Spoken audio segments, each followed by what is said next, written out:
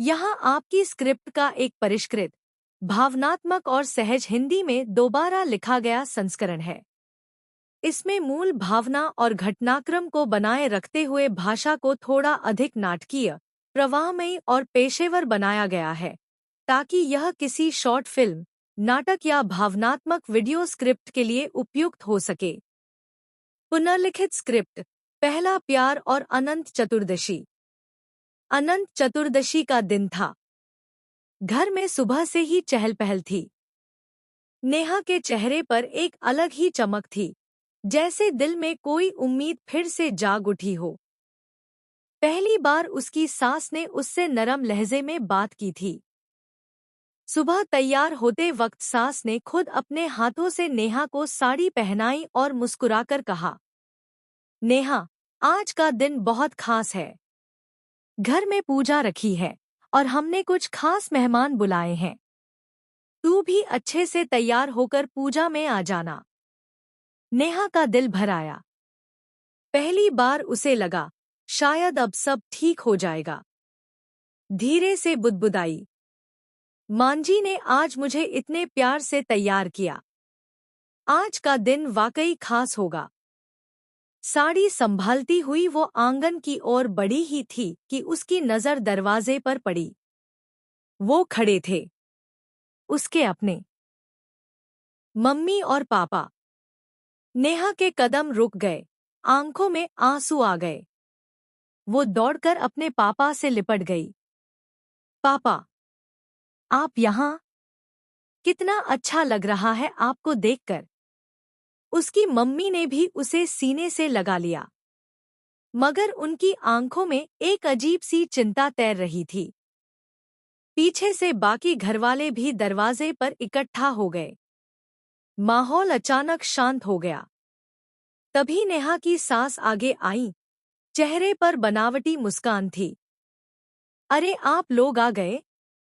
घर में तो पूजा है, लेकिन लगता है आज आपकी आमद से हमारी इज्जत भी पूजा की तरह हो जाएगी। तानों में लिपटी बातों ने माहौल को और ठंडा कर दिया। नेहा के पापा ने विनम्रता से जवाब दिया, बहन जी, हम तो बस अपनी बेटी को आशीर्वाद देने आए हैं। आपकी पूजा में कोई विघ्न नहीं डालेंगे। पर सास का स्वर और तीखा हो गया। विघ्न? ये घर कोई धर्मशाला है क्या, जो जब मन आए चले आएं? बेटी को संस्कार देने थे तो पहले देते। आपकी बेटी ने तो हमें कहीं का नहीं छोड़ा, और आप लोग तो जैसे बोझ बन गए हैं हमारे सिर पर। ये सुनकर सब सन्न रह गए। नेहा का चेहरा शर्म से झुक गया। वो गिड़गिड़ाई, मां जी, प्लीज, मेरे मम्मी पापा को कुछ मत कहिए। मैं जो कहेंगी सुन लूंगी, लेकिन उन्हें मत सुनाइए। लेकिन सास कहाँ रुकने वाली थीं? नेहा, अपनी औकात मत भूल।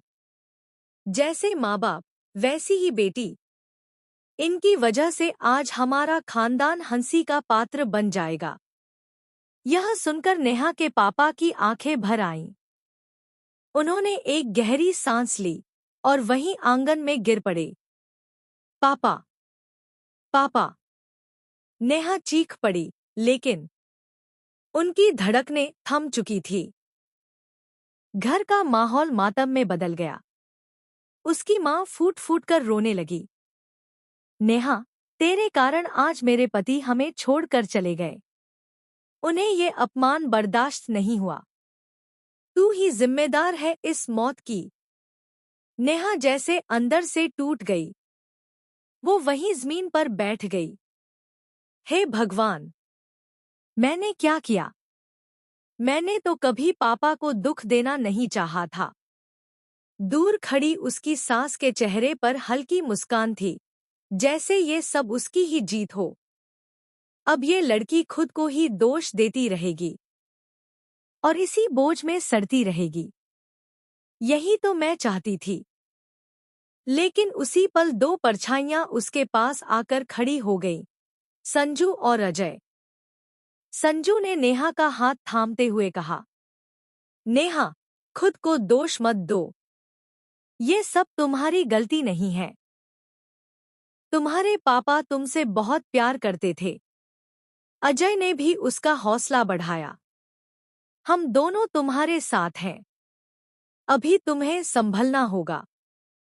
तुम्हारी माँ को सहारा देना होगा। तुम अकेली नहीं हो। नेहा ने भीगी आंखों से दोनों की तरफ देखा। दर्द था, लेकिन एक हल्की सी उम्मीद की किरण भी चमक रही थी। पूरे घर में मातम पसरा था। और अब सबसे बड़ा सवाल यही था, क्या नेहा इस टूटन से उबर पाएगी? क्या वो अपनी माँ को संभाल पाएगी? और क्या संजू और अजय का साथ उसे अंधेरे से उजाले की ओर ले जाएगा? अगर आप चाहें तो मैं इसका संवाद रूपांतरण, वीडियो नरेशन, स्क्रिप्ट या डायलॉग्स के साथ शॉर्ट फिल्म स्क्रीन प्ले भी तैयार कर सकता हूं। क्या आप इसे किसी विशेष फॉर्मेट के लिए इस्तेमाल करना चाहते हैं, जैसे यूट्यूब वीडियो, नाटक आदि?